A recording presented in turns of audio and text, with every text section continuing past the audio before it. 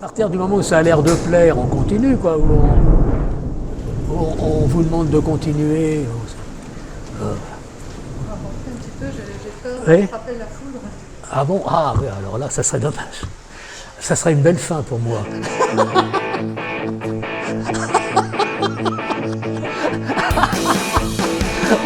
On montrait le film posthume et puis on terminerait, on dirait elle est partie dans un éclair.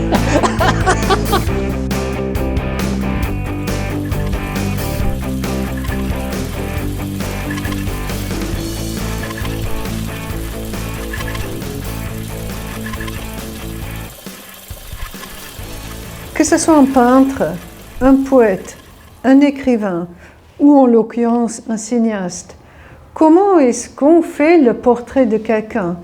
Et en fait, moi, ce que j'ai trouvé comparable, je ne pense pas qu'il y a de recette. Je pense qu'il y a de caractère propre face à un autre caractère propre.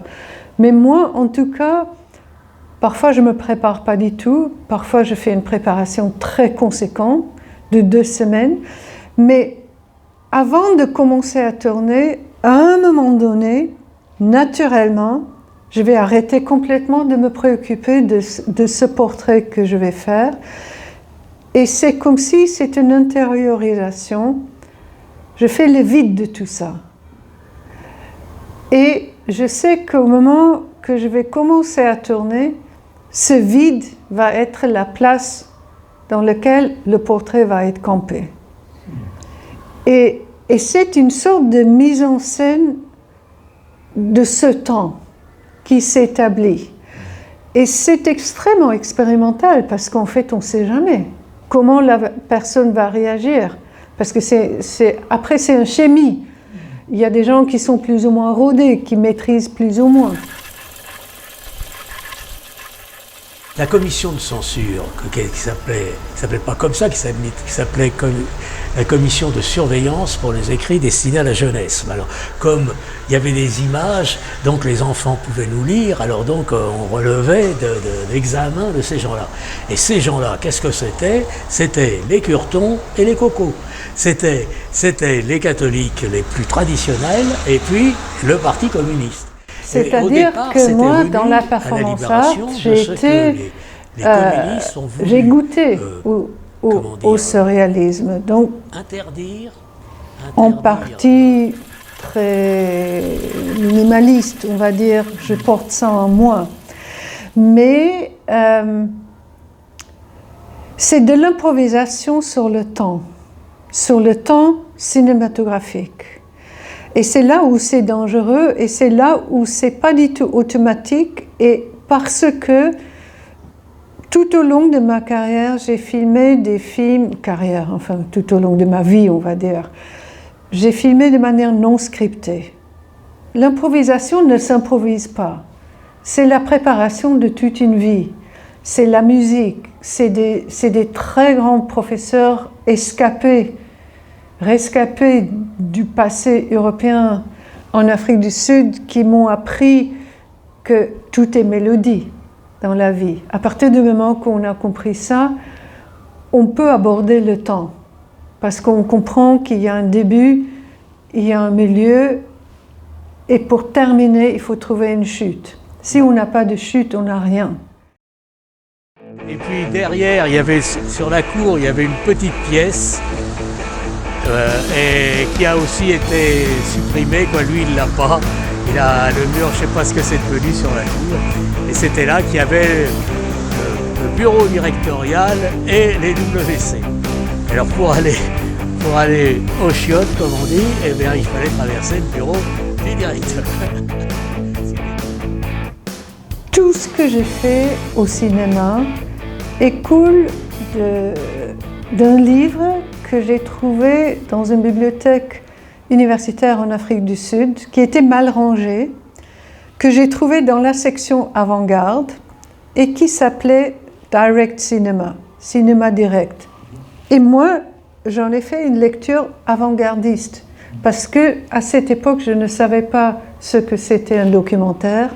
Le cinéma direct, petite spécialité, je savais encore moins. Et j'ouvre ce livre et je tombe sur une phrase d'un dénommé Jean Rouge, dont j'ignore toute l'existence, comme tout le reste qui l'entoure. La France était le Tour Eiffel, pour vous dire, à peu près. Notre-Dame et la Tour Eiffel. Voilà, c'est déjà ça. Pas Montmartre. Pas encore. Et cette phrase, tout simplement, était Jean Rouge qui disait la chose suivante. Ça m'intéresse plus de filmer la réalité telle que suscitée par ma présence et la présence de la caméra, que de prétendre de pouvoir la filmer telle qu'elle. Autrement dit, l'objectif réel est balayé, il y a regard, il y a point de vue.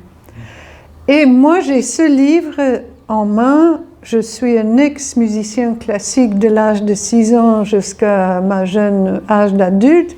Et j'ai basculé dans la performance art.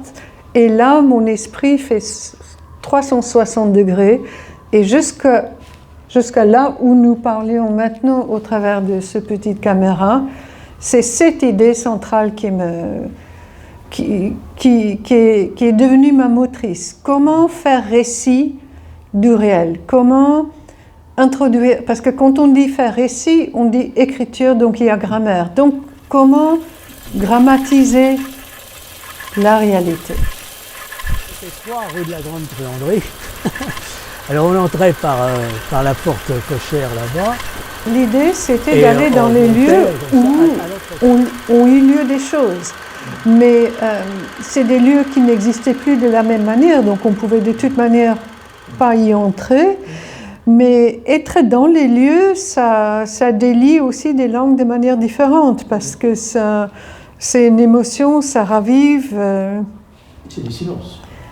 C'est des silences, c'est des repères géographiques et orientations dans l'espace, pardon. Du regard. Ah oui, oui, tout à fait, oui. Mais je dois dire que chaque portrait a sa propre logique. Hein. Il n'y a aucun qui est fait avec les mêmes mécanismes. C'est à chaque fois on invente autre chose. Parfois il y a un peu de répétition de mécanismes, mais je ne le résiste pas non plus, parce que ça convient au moment. Je fais du Delfeil. Un autre qui ferait du Delfeil, il se ridiculiserait, parce qu'on dirait qu'il fait du Delfeil. Non, alors, donc je fais du Delfeil. Et bon, il se trouve que c'est sûrement ramollo par rapport à ce que je faisais il y a 50 ans, mais ça tient encore, quoi, la preuve. Mais si vous voulez, c'est moi face à Delfeil, je ne me suis pas retrouvée en pays inconnu. Je me suis retrouvée en, je ne sais pas, reconnaissance d'un sorte de fondement culturel qui m'a attirée. On peut dire que c'est l'esprit français, mais c'est plus que ça, c'est cette rapidité d'esprit. C'est cette manière de savoir comment tourner la chose pour dire, comme si Rouge disait toujours on va faire comme si de rien n'était, mais c'est exactement ça. Cette couverture était du comme si de rien n'était, mais en fait c'était totalement explosive.